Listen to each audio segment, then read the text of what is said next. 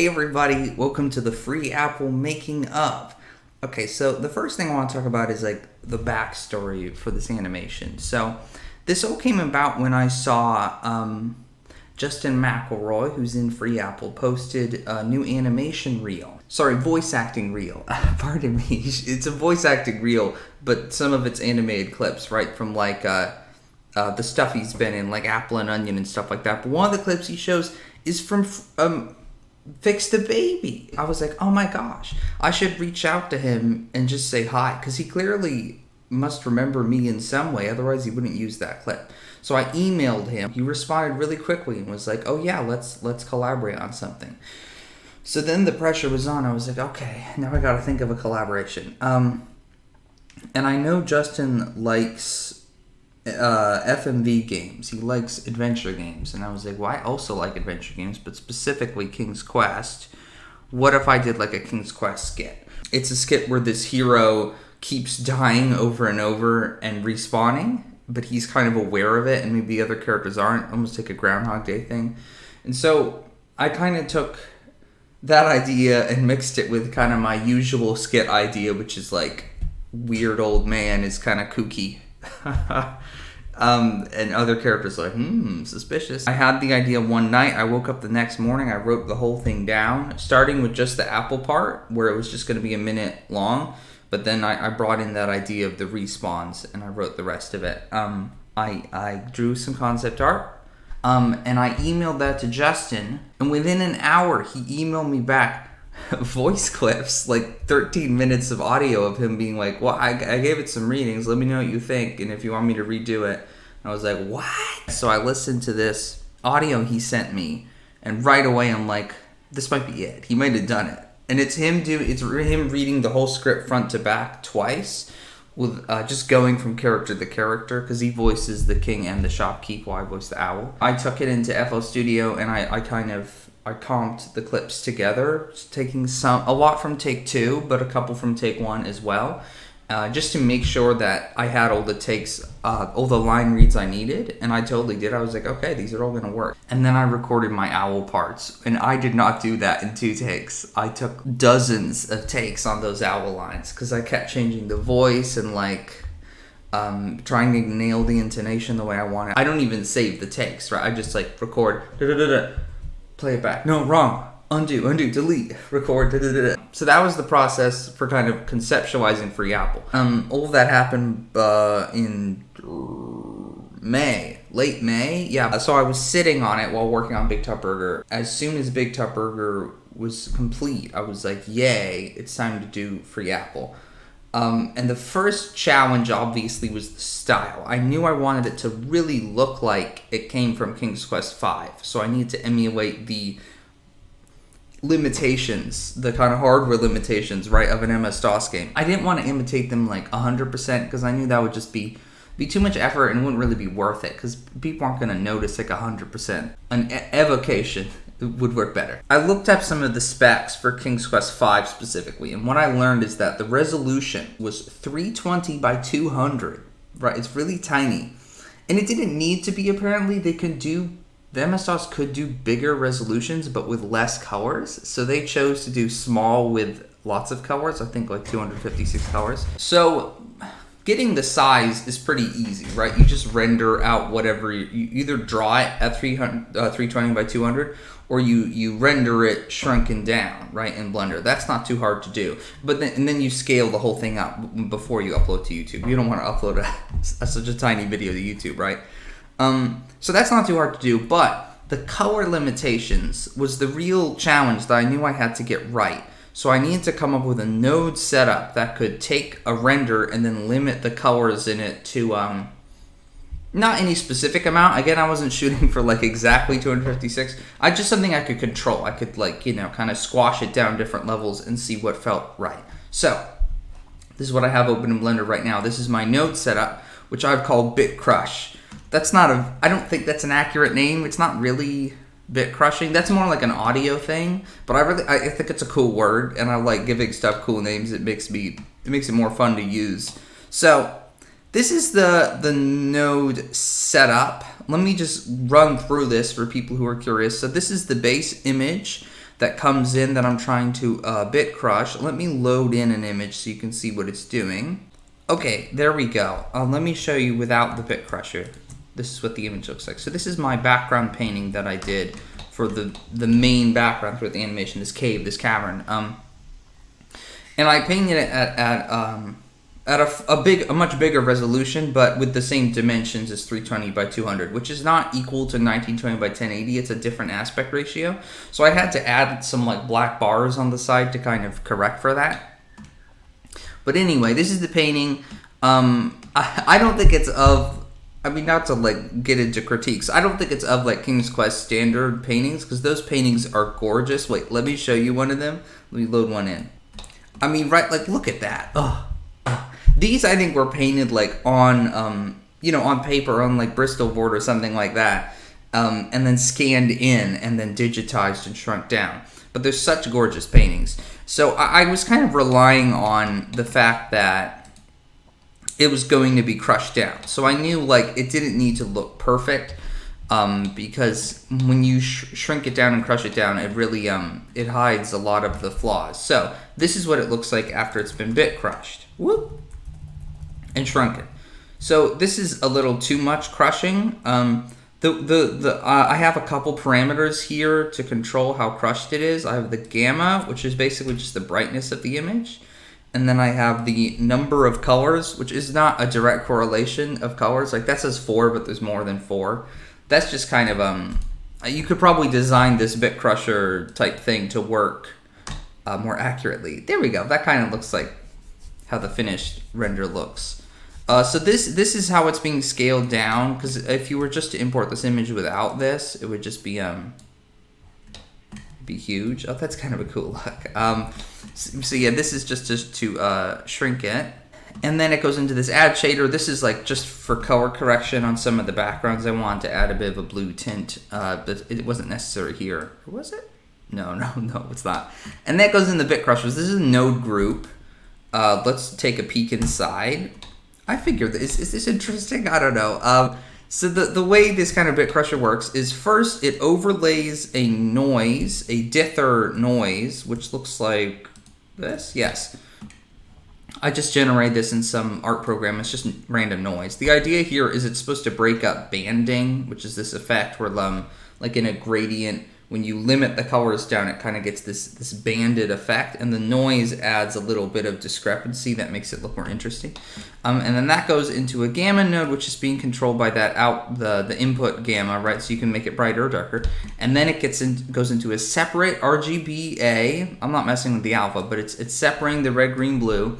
And then each red, green, blue goes into a posterized node group.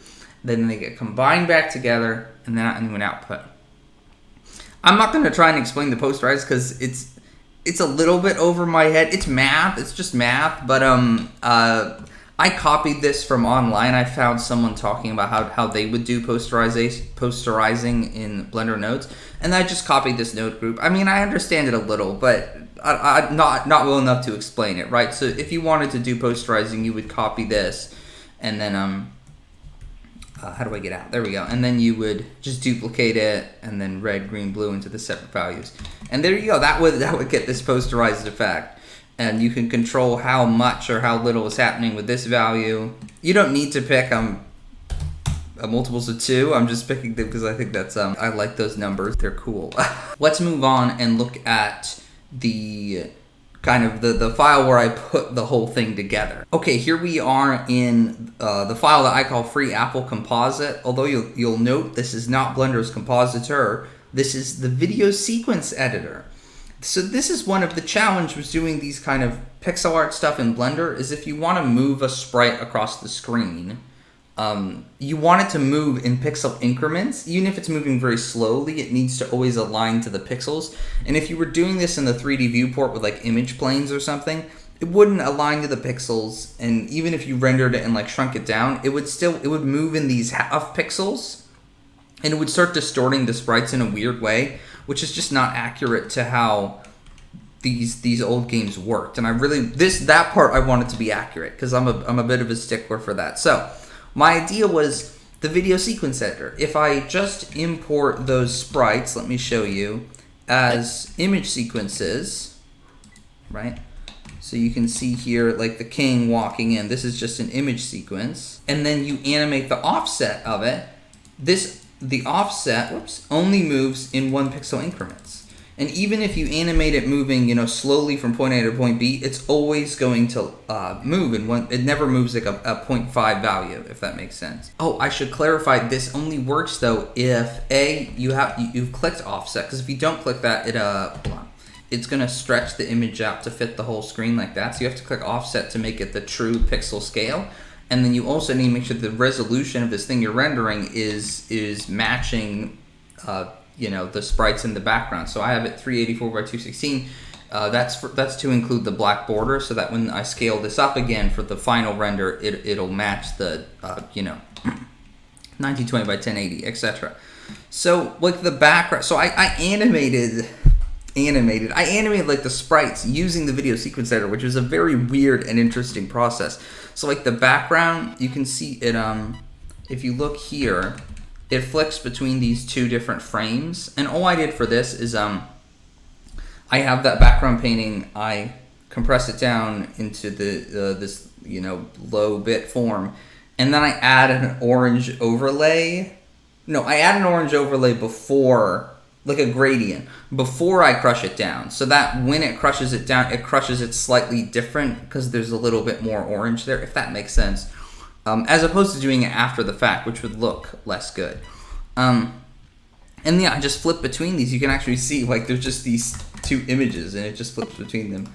And then for this is probably the part I think most people are interested. I want to get this out of the way for people who are curious, but now let's move on to talking about the portraits. So this is an image sequence, right? So there's no like animating happening here. I just have a folder that's filled with frames, and they've all been rendered out at this exact scale, and I just give it offset and I move it around, right? And I wanted to be able to do this because even though they usually appear in the same spot every time, sometimes when there's like,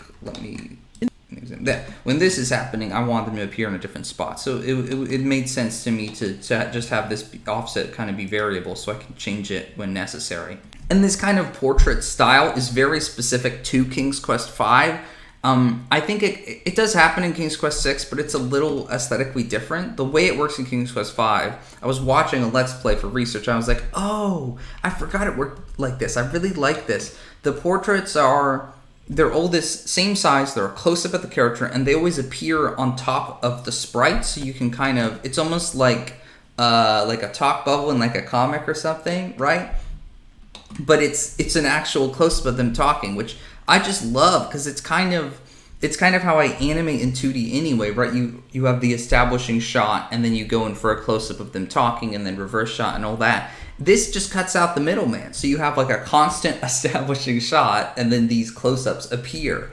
I was so excited when I was watching kind of reminding myself of the King's Quest V Let's Play, and I was like, oh. And the other idea it gave me, originally, I knew I couldn't have the whole animation just be these talking heads, because that's a little boring. I wanted cutaways to, more dynamic angles. And originally I was going to have those in a kind of like Zelda CDI King's Quest VII look, where it's kind of 2D animated, but it's very pixely. I'm really glad I didn't do that, because that would have been a lot more effort, and it doesn't match the King's Quest V aesthetic. Because I was watching a Let's Play, I was like, oh, they actually do have their version of this. They do close-ups, or not close-ups, they do like more dynamic angles, and all it is just a big painting of the characters, right? Maybe I'll put a reference here of one of the references I use, and they just animate like the mouth on top of it, or maybe they'll move an arm or something like that. So I figured, since I'm already using 3D models, I don't know if I've ever said that yet, I'm using 3D models for these portrait close-ups. The sprites are not. I just drew these in Clip Studio. But these close-ups are all 3D models. So I was like, oh, I already have the 3D model. I can do this kind of thing.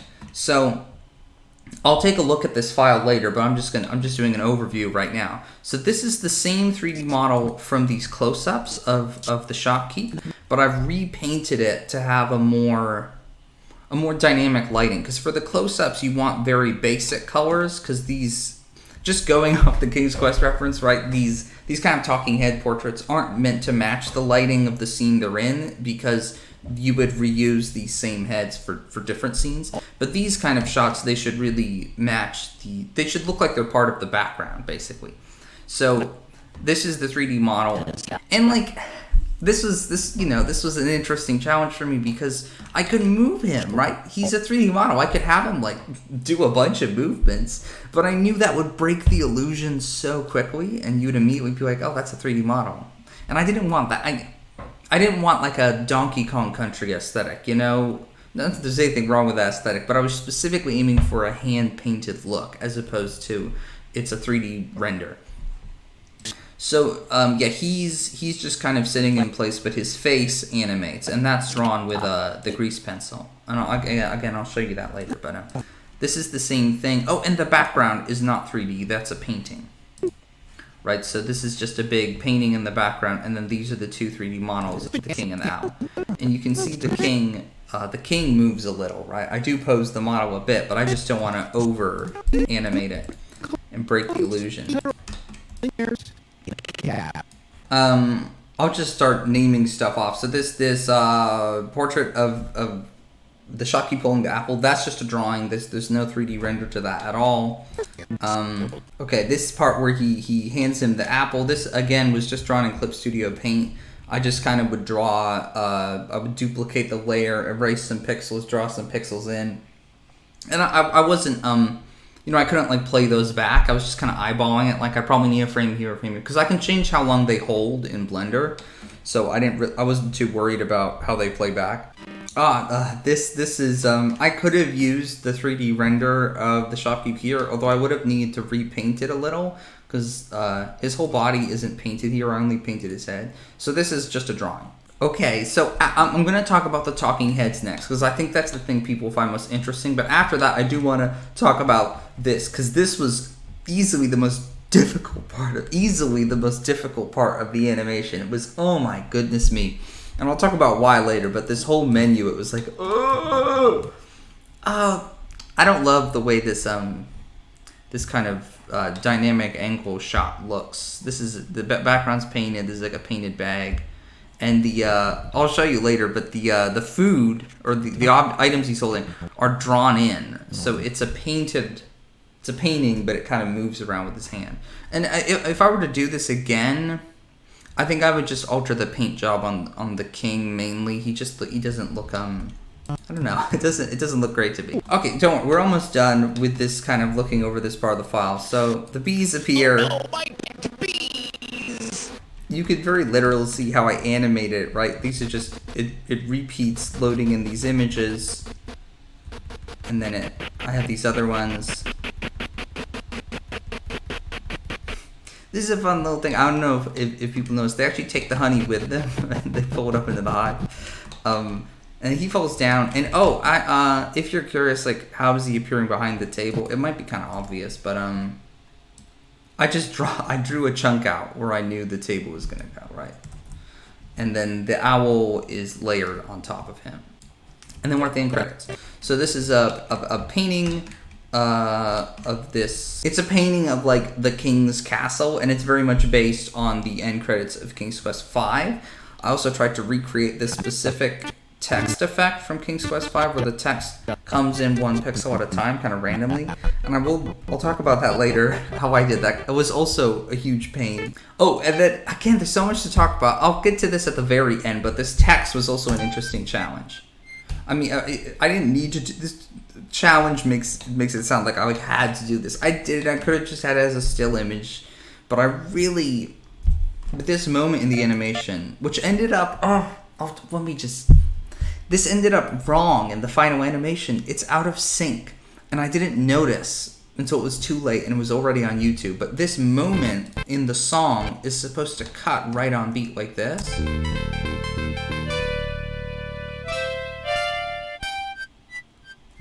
And it's out of sync with the animation, which kills me. It kills me. I almost wanted to like re-upload the whole thing. I was like, It doesn't matter that much. It doesn't matter. Still, this moment where it switches to the very high octave on the main theme, and and I wanted to show the apple again because I quite like how this painting came out. I think it's almost a little spooky, and so having the text just be stationary didn't feel quite right. I had this image in my head of it kind of warbling around, like it's on the ocean or something. And again, I'll explain how I did that effect at the very end of this making of. Okay, I think we're good. We've looked at the whole kind of setup file. Now let's go take a look at the close-up portraits. Okay, here we go. Okay, here we are in the king's file. Let's take a look at the king. Yay! I still have the reference images I kind of put in Blender to use while I was making the king. So, pardon me. The king's main model is not a new model. It is Doctor from Big Top Burger. I took him in. I kind of changed his proportions because the style for this animation is a little less big-headed than Big Top Burger. And, you know, I changed his coat. I added the floof to it. And I had to redo his hair. But it's the same, like, rig and stuff. And I really didn't need his legs to be rigged at all. Look, he's still wearing the Doctor sneakers. I kind of like that for this king, that maybe he's just wearing sneakers for some reason. But I don't think you ever see them in the animation, so it's fine. You can see, if you move his head too much, some of the hair chunks, the grease pencil chunks kind of break a little and they don't work. What I would do if I needed to move his head that much is I would just, using this kind of main piece, which is the part that gets repainted the most, because I need to animate his eyes and his mouth, I would just add chunks to kind of cover up the flaws, right? Kind of paint on top of it. It's almost like an HD remaster of an old game, you know, where it has that kind of painted blob look.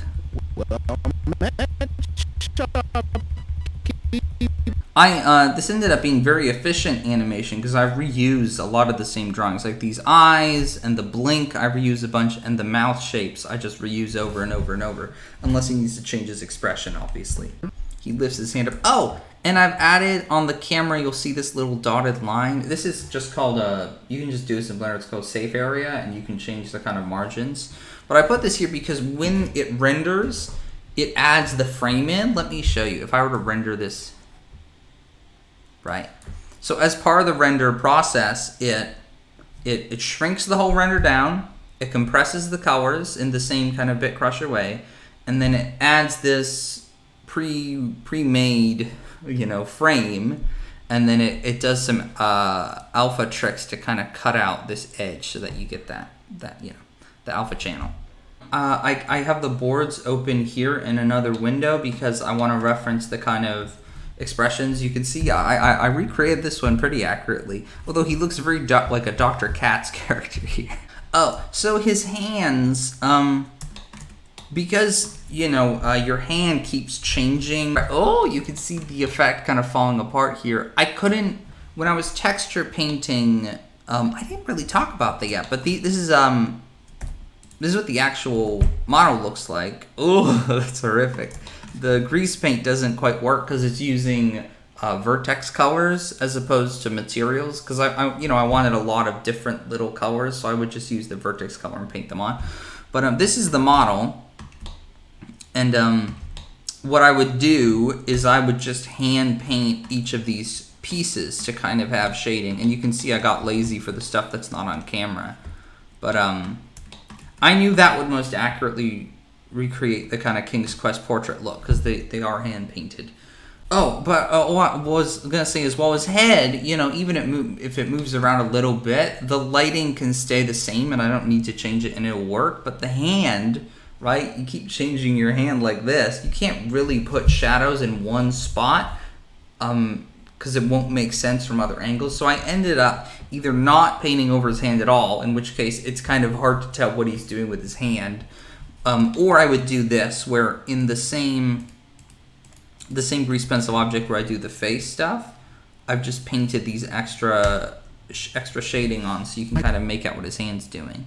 Okay, and now I've split the files up because it ended up being a bit to kind of load this and play it back. So there's a separate King 2 where I do the rest of the King's animation, but we don't need to look at that. We'll jump over and take a look at the shopkeep now. Well, there's the shopkeep. Right, so he works the same way as the king, right? This is the kind of painted on chunk, and I even add some shading here because he's got the flaming eyes, so I want like some intense shading. And this is his whole body. Again, the same thing with the king. Oh, does he have? He has feet, but no legs. Okay, I didn't paint his whole robe because it's pretty much never on screen in these close-ups, so I only kind of painted his arms. Look at him. Oh, hold on, we're having some render issues here. Oh, it's just this layer. We'll just turn that off then. There we go. Oh, this was this. I found this very interesting. Let me find a better example shot. Here we go. So I have a kind of baked in level of shading on his face, right, where there's like some cheekbone shading. He's got all these wrinkles. And what I noticed is when he would go to these sillier expressions, all of that shading combined with the silly expression looked really freaky and uncanny. It's like he's too like wrinkled and realistic, but he's got this goofy expression. It was really freaking me out. I'm like, ugh, it's not funny. It's too detailed. So I kind of experimented around and I was like, oh, you know what would work?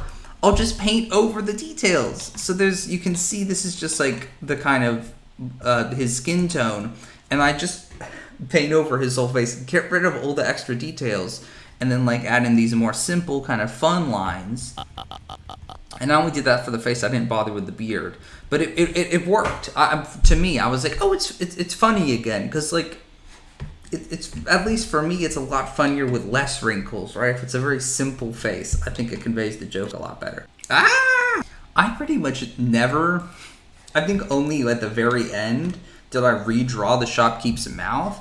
I pretty much used the same like 4 or 5 mouth shapes for it because he's got his mustache covering the top of his mouth. So like that mouth shape can convey smiles, it can convey frowns. The only thing it can't convey is like a yelling or something like that, right? Otherwise, this one set of mouth shapes. Oh, you can see I just rotate his mustache up because that's on its own layer, the mustache layer. You can see it's a much more intense mouth. Okay, I think that's about it for the shopkeep. So I think we can jump to the owl. Yeah, here is the owl, aka Crebulon, which is a name Justin came up with. I had in the script. I thought it'd be funny. He only says the owl's name runs. He's like, Crebulon, I swear. And in the script, I just had open parentheses, made up owl name, I swear. And Justin did like 3 different made up names. I actually can't remember them right now. I might pull the files up when we're doing the audio analysis. But my favorite was Crebulon. Crebulon, I swear. So here he is. I didn't mention before, but the shopkeep is, I think it's just the king model again, but heavily tweaked. How I changed his outfit and stuff. While the owl here is a completely new model. Well, it uses the same rig. But I kind of model all the pieces anew because he's not very humanoid. And yeah, there's a couple chunks of grease pencil blobs that kind of sit on top, right? And this is the same for the hair on the king and the shopkeep. Like this one. Yeah. Oh, this was interesting. So let me show you in solid view. Ugh. You can see, yeah, it's just like these little flaps of hair. This was in case I need to like show his head in profile or something like that, which I don't think I ever did, but might as well go and do it. Oh, and his bow tie is also grease pencil. I mean, you know, if it's not moving in perspective too much, it really doesn't need to be a 3D model, so just make it a little drawing. Oh, and his beak is the same as like the king and the shopkeep where I think it's just 3 frames, and I kind of I move between them because you can't. Stylistically, I didn't want to convey like frowning or smiling or stuff like that. I maybe for a different bird character, but for him it made more sense. Just this little boop, boop, boop, boop, boop. His beak never really like changes expression. Okay, I think that's it for Crebulon because there's not a lot to show here. He just kind of flaps his beak around, changes his eyes, moves his head a little bit. Okay, so let's check out one of those kind of dynamic angle different shots. Yeah, it's still loading. There he is. So you can see right through the illusion. This is a kind of transparent image plane with the front of the desk and the lamp on it, and then there's the background. and then he sits in between them in this kind of forced perspective way, and then his face is drawn on. So this is all painted. Oh, and the way I painted his hair, so I drew his, oh my goodness me, I drew his hair on one strand at a time, although I had a kind of hack to position them, because with Big Top Burger, I would draw like chunks of strands and then position them on the head. I knew that would be a pain for this specific character because he has so much hair. But because all of his hair just sticks out in kind of one axis, right? It's all out. It was pretty easy to draw it on. All I did was this is a grease pencil object. I went into the drawing mode and I told it to draw from the view at the origin, at the plane of the origin. Let me show those settings. Just, yeah. From the view at origin. There we go. So that all I would have to do is if I drew from this angle, it would come from the origin of his head and was poke out of his head like that, right? So I would just draw a strand, change the angle, strand, change the angle, strand, and they would come out from these different angles that I'm growing all this hair out. And then to change the shading on the hair, I found this very helpful grease pencil thing, which is this tint. All this does is it doesn't add new strokes, it just tints the strokes that you already have with a different color, which is incredibly helpful, especially for this weird application of it. So I could kind of repaint the hair to match the shading in this specific shot. And for the king, hold on, let me show you the king. Here we go, here's the king and Cribulon. This is the exact same thing. It's the models from their close-ups, but I've repainted them to match the lighting of this scene, which is obviously a little more blue. There's like this blue rim light from outside the cave or into another part of the cave, I guess. And then they've got a little bit of the red light coming from the lantern. Oh, and the king, to get this rim light really sharp and to have it match as he moves his pose, it's drawn on.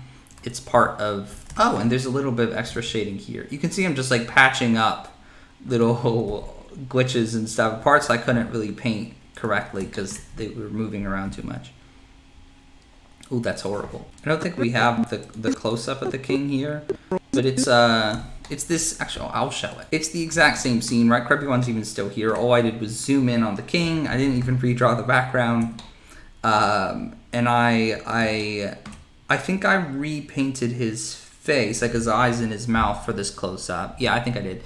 And added a bunch of a little more detail to his fluffy collar piece, right?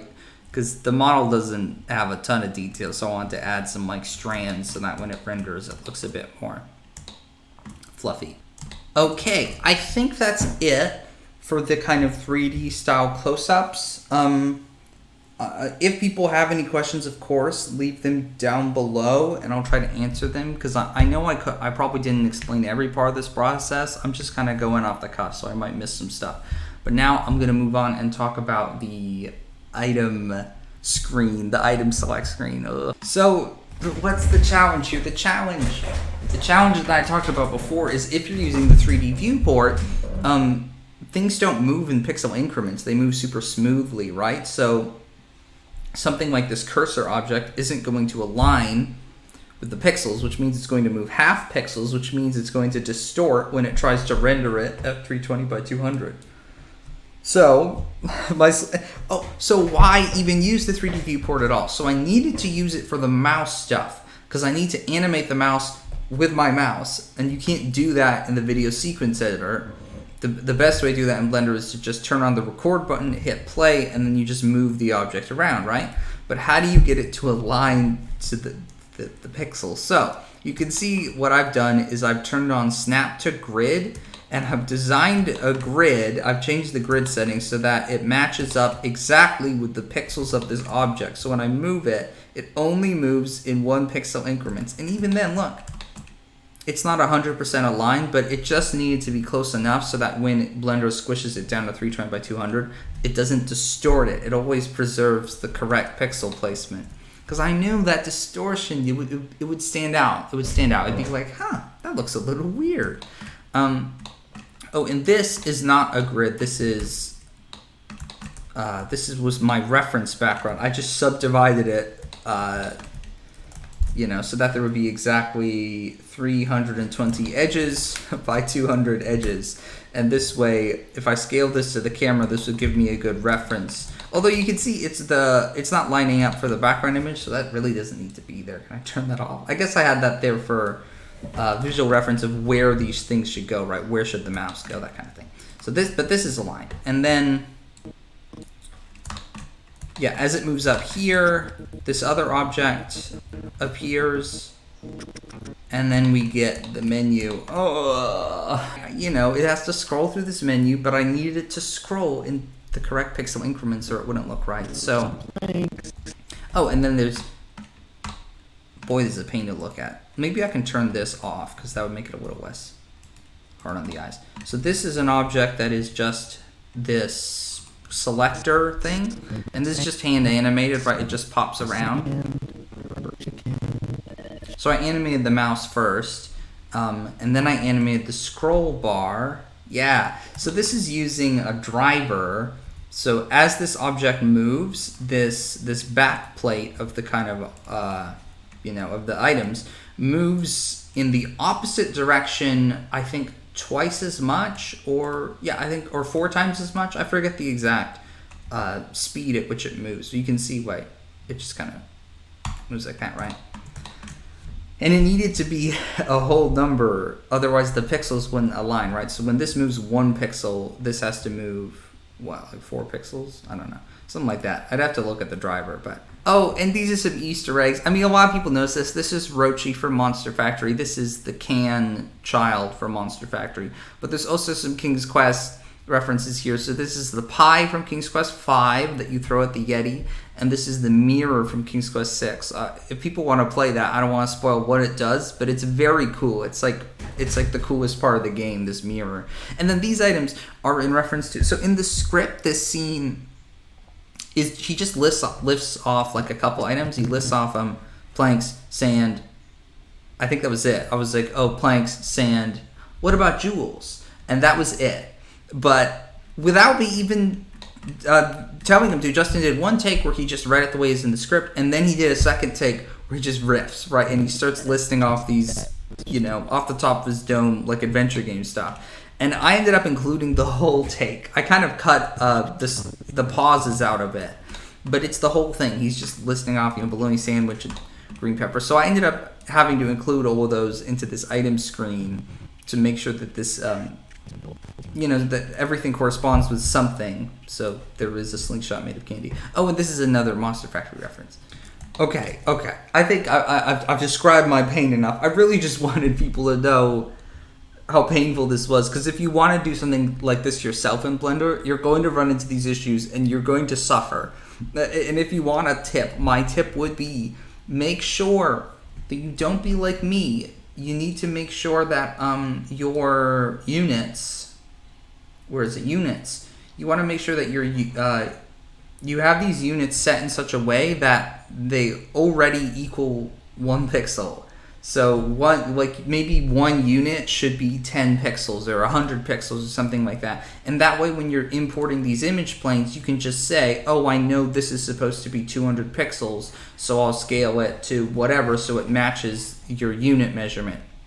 And this way when you turn on snapping, it'll actually align and it'll work correctly. I didn't do that, and I ended up having to tweak the snap grid and stuff like that. It was a huge pain. Anyway, let's move on to the credits. Okay, so the credits used the same thing I just used for the item menu, where I needed it to be locked to a grid, and I needed to pick a font that would be exact pixels, and I need to make sure that font, this is horrible. There we go, that looks better. I need to make sure that the font lined exactly with the grid. And the reason I need to do this is because when you're working with text this small, in such a small resolution, it's not going to be legible unless it's a font that's been designed to be readable at that size. So this is like a full resolution font, right? But it's designed to look like MS-DOS pixel text. And so as long as this is always aligned with the grid, when Blender squishes this down, it's always going to squish down correctly, and you're not going to have any errors.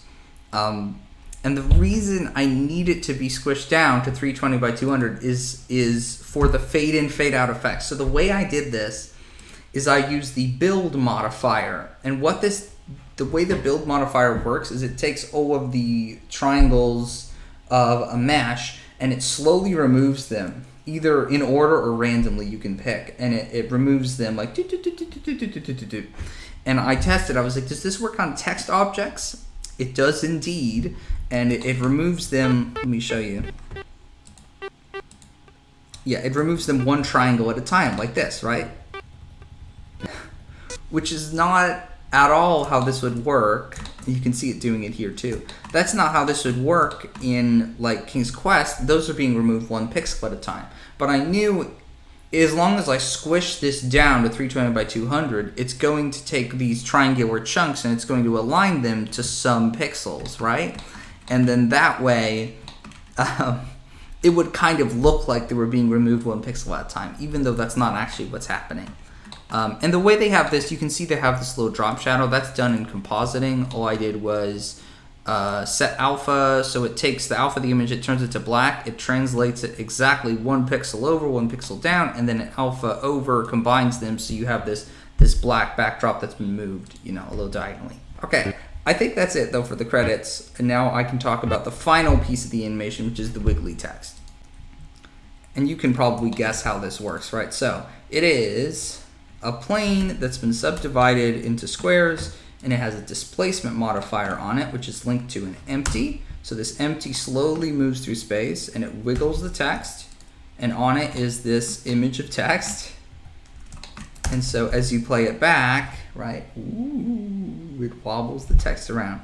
And then all you do is you render this, again, 320 by 200 to shrink it down so that Blender will compress these into, actual pixel increments as opposed to these kind of... And this is where that kind of half pixel idea kind of came in handy, because it has a very cool effect where it almost looks like I've hand animated it, where it's like these very subtle movements, that kind of thing. Okay, I think that's it for the visual aspect of the animation. Now we're going to cut over to the FL Studio file. I know this one's getting long. There's a lot to go over. But there's not too much to go over in the sound aspect. It's just a lot of visual to go over. So we're just going to briefly talk about the sound design and stuff right now. Okay, here we are in the FL Studio file for, the sound design for Free Apple. So the first thing I think I should talk about is that effect on the voices, right, and the music and the sound effects. This kind of low quality MS-DOS 90s computer game voice effect. So what that is, the reason it sounds like that is it just has a low bit rate, which just means it's not very high quality audio. It's very low quality audio, and you can kind of imitate that pretty easily in like Audacity just by exporting as an MP3 and then setting the bit rate to be very low. But I obviously want this to be done on the fly to the audio. So I looked up how to get low bit rate, and I found out it's called a bit crusher, which is actually an effect I've used at other points in like music production, but I didn't realize that that's actually what it's doing. So I went online, I found a really good free bit crusher called Crush with a K.